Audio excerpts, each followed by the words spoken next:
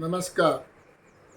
After undergoing cataract surgery in both my eyes, I have been experiencing discomfort facing the mobile video camera due to glare sensitivity.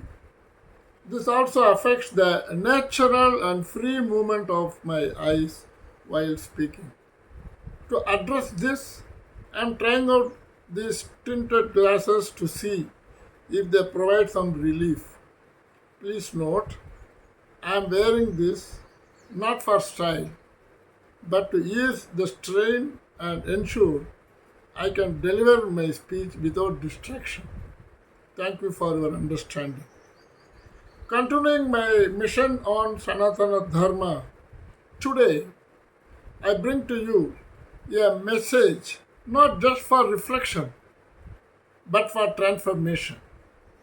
Let me begin by clarifying that the stories of Narsimha Avatar and Vamana Trivikrama Avatar, which are part of the seventh canto of Srimad Baghavatham, have already been covered in my previous series on the Dasavatar. You will find them on my channel Yoga, Dhyana, and Dharma. Each episode is just 10 minutes long but timeless in relevance. And in my video clips on Sanatana Dharma, I often quote Sanskrit slokas and Vedic mantras uh, to highlight that the messages I share are grounded in our scriptures.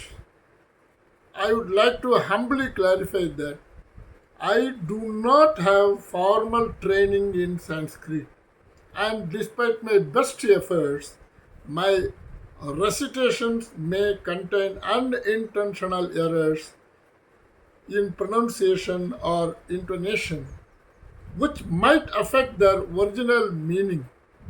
For this, I sincerely apologize to all Sanskrit scholars and traditional practitioners. And that said, I always ensure to convey the correct meanings in English so that the spiritual essence is not lost. My intent in including the Sanskrit version is only to reinforce the scriptural authenticity of the teachings. Thank you for your kind understanding and support. And this week, I invite you into a deeply practical segment of Srimad Bhagavatam from Canto 7, chapters 16 to 19, where the legendary sage Narada Muni gives life-altering advice to King Yudhishthira, advice that applies to every man, woman, student, householder, retiree, and renunciate. Let me ask you, in this age of noise, hustle, and, and filters, what does a spiritually successful life look like? These four chapters provide a map not of the heavens but of your journey on earth through four ashramas: brahmacharya, grihastha, vanaprastha, and sannyasa. And these are not dusty stages from a bygone era. These are powerful life phases that help you evolve from ambition to realization. And the message of Dharma, self mastery first. Narada starts with the fundamentals. If you want peace, begin with contentment. And he says, Santoshaha paramo labhaha, satsangaha parama gadihi, visaraha paramo jnanam, samohi paramam sukham. That is, contentment is the highest gain. Association with the wise is the highest path. A reflection is the supreme knowledge, and equanimity is the ultimate happiness. Stop chasing validation.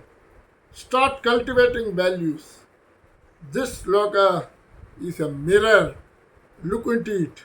And grahastha dharma, duty without dullness.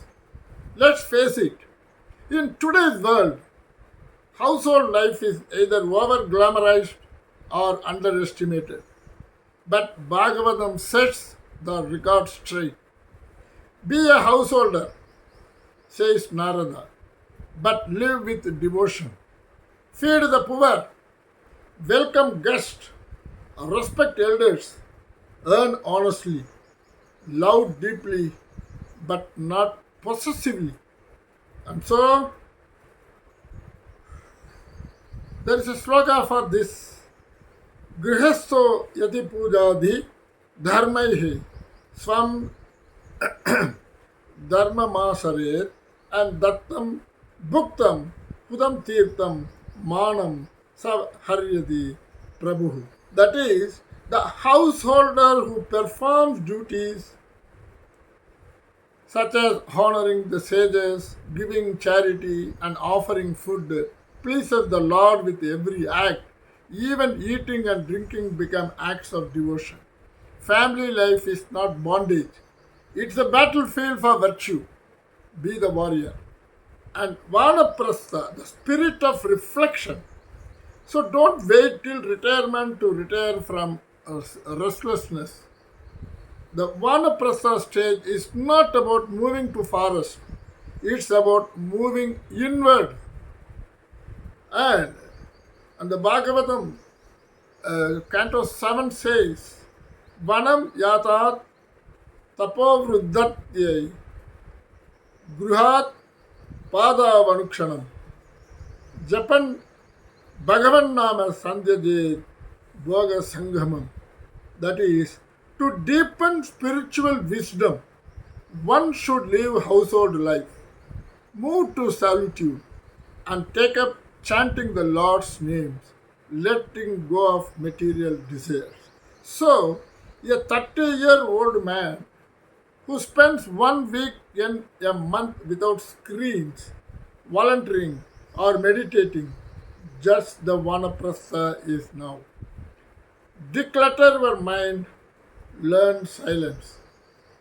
And then sannyasa, renounce not the world, renounce the ego. A sannyasi walks through the world, but nothing sticks. Why? Because they are inwardly free. So there is a sloka, sannyasinam hirushikanam tyaktasvanamakaranam.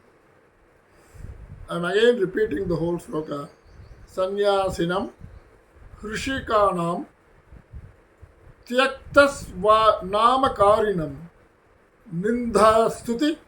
Ninda stuti samoyati nirvikalpo niramayaha. That is, a true renunciate is unaffected by praise or criticism.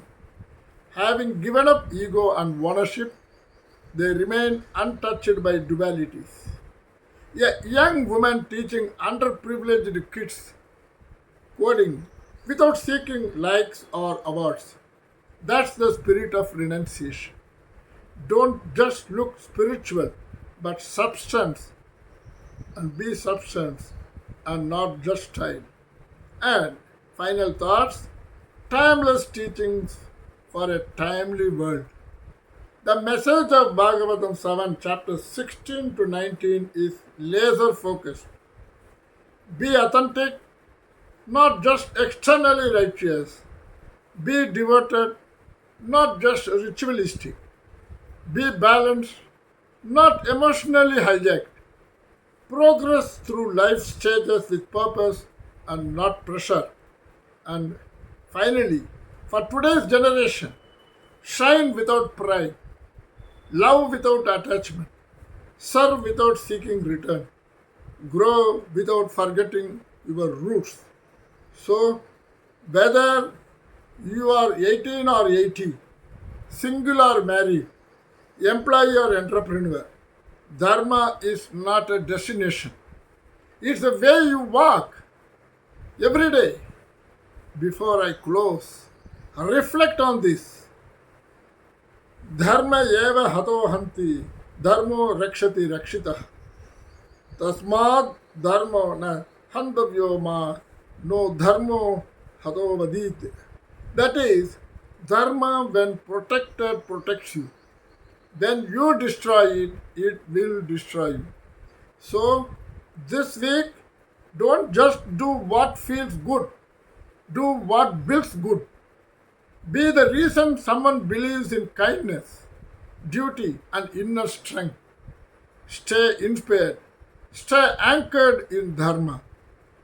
And before I close, please share and subscribe to my channel, Yoga, Dhyana, and Dharma, and keep walking the path with strength and grace. Best regards, Raju Krishnan, Hyderabad.